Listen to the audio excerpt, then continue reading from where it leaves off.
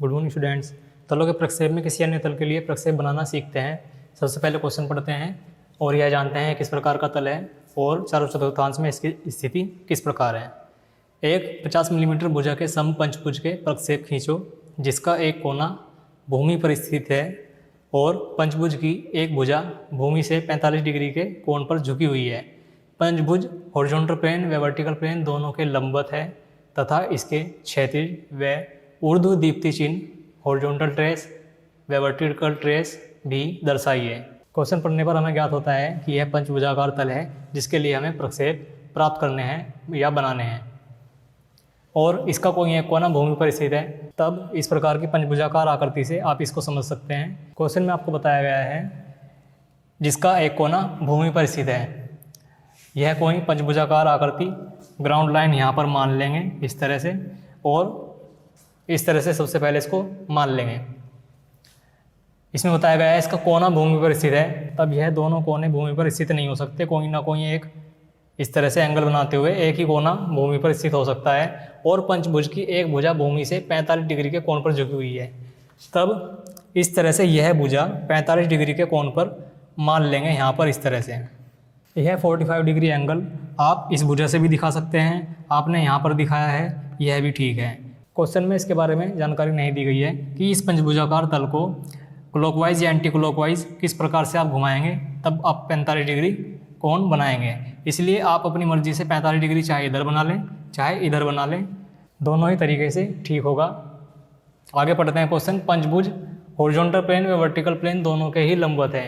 तब इस पंचभुजाकार तल की प्रक्षेपी रेखाएं वर्टिकल प्लेन को एक रेखा के रूप में कट करेंगी और हॉरिजॉन्टल प्लेन को भी एक रेखा के रूप में ही कट करेंगी जब यह दोनों के लंबवत है तथा इसके क्षैतिज व ऊर्ध्वाधर दीप्ति चिन्ह प्राप्त कीजिए या दर्शाइए। इसके क्षैतिज व ऊर्ध्वाधर दीप्ति चिन्ह आपको कैसे प्राप्त होते हैं? जब भी कोई तल हॉरिजॉन्टल प्लेन या वर्टिकल प्लेन को एक रेखा के रूप में कट करता है तब वह रेखा हॉरिजॉन्टल प्लेन पर यदि कट कर रही है तो हॉरिजॉन्टल ट्रेस कहलाती है, वर्टिकल प्लेन पर कट कर रही है तब यह वर्टिकल ट्रेस कहलाती है। यह दोनों प्रक्षेप ही हॉरिजॉन्टल ट्रेस और वर्टिकल ट्रेस कहलाएंगे। यह सब आप इमेजिन करेंगे। इसके बाद इस पंचभुजाकार तल के लिए प्रक्षेप बनाना स्टार्ट करते हैं। सबसे पहले XY रेखा बनाएंगे। यह XY रेखा हमने यहाँ पर बना ली है। इसके लिए वर्टिकल प्लेन और हॉरिजॉन्टल प्लेन हमें किस प्रकार प्राप्त होंगे?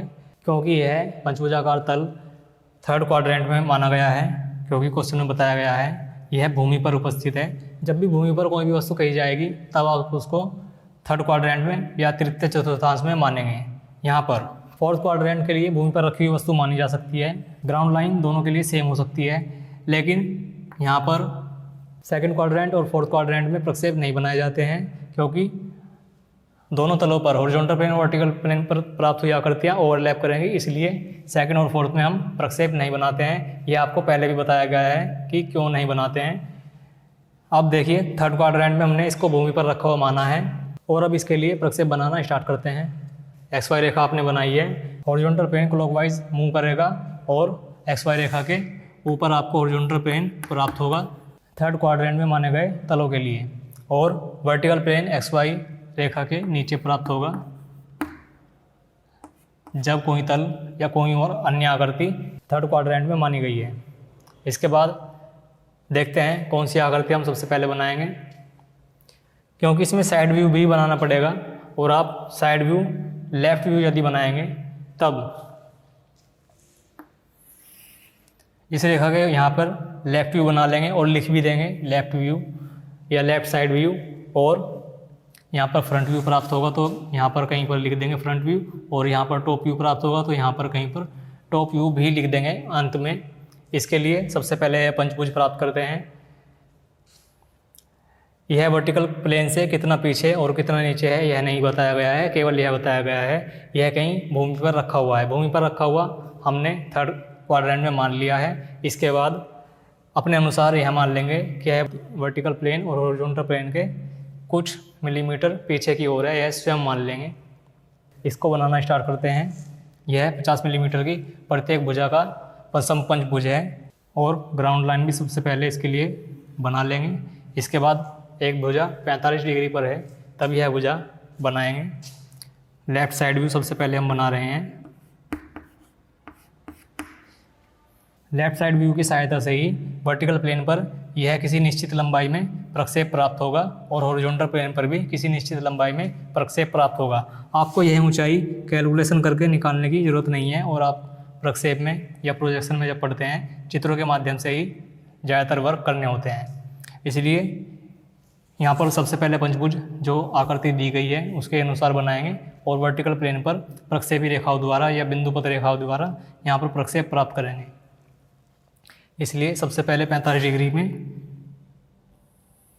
पंचभुज बना लीजिए। 45 डिग्री आपने यह रेखा बनाई है जो कि 50 मिलीमीटर की है। इसके बाद पंचभुज को पूर्ण कीजिए।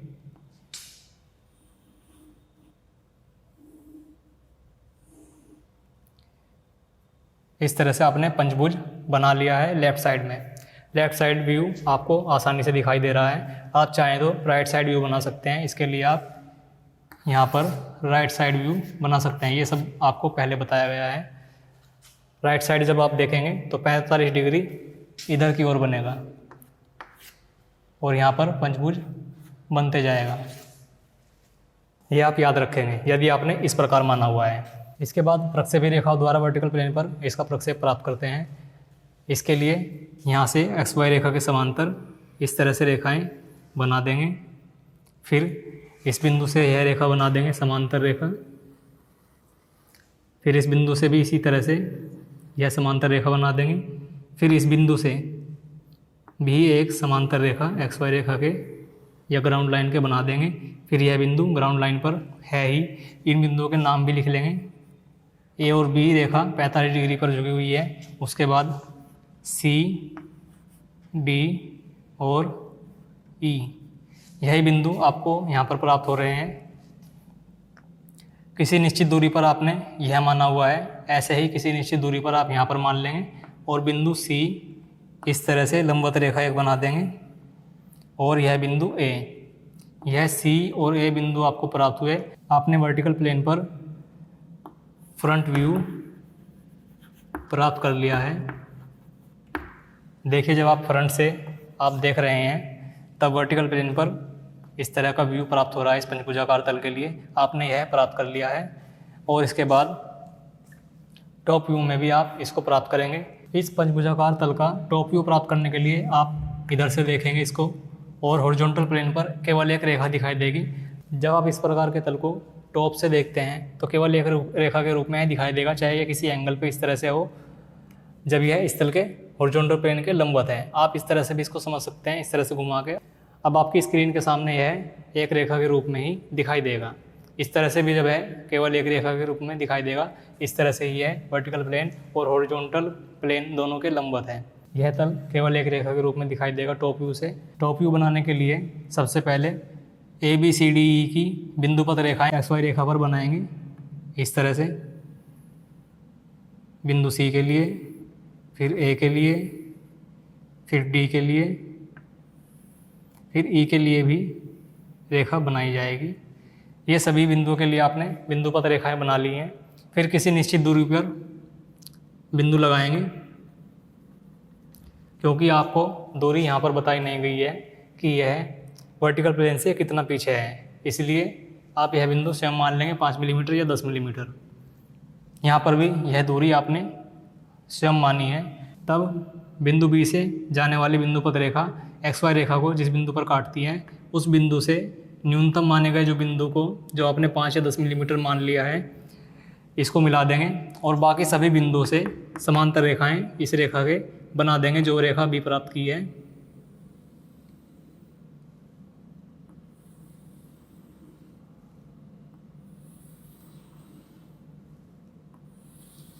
इस तरह से जब आप समांतर रेखाएं बना देंगे तब टॉप व्यू से ही है जितनी लंबाई में दिखाई देगा इस तरह से अधिकतम लंबाई में वह यहाँ पर प्रक्षेप बनेगा। और इसके लिए जब आप इसको क्लॉकवाइज राउंड करके हॉरिजॉन्टल प्लेन को देख रहे हैं तब यह किस प्रकार यहाँ पर एक रेखा प्राप्त होगी, जिसके लिए आप इन रेखाओं को आगे की ओर बढ़ा देंगे हॉरिजॉन्टल प्लेन पर। और जो निश्चित दूरी आपने यहाँ पर मानी हुई है 5 या 10 मिलीमीटर, वही दूरी लेंगे, यह बिंदु यहाँ बनाएंगे और इस बिंदु के लिए बिंदु बी के सापेक्ष यहाँ पर बनाएंगे, इन दोनों को मिला देंगे और फिर इसके नाम लिखेंगे। टॉप व्यू पर प्राप्त हुई रेखा पर नाम लिखने के लिए बिंदु बी के सापेक्ष बिंदु बी यहाँ पर प्राप्त हुआ है, बिंदु सी और ए प्राप्त हुए हैं, सी और ए, फिर ई और डी, यहाँ पर ई और यहाँ पर डी। इसी तरह से इस रेखा पर भी सभी बिंदु लिख लेंगे, यहाँ पर ई,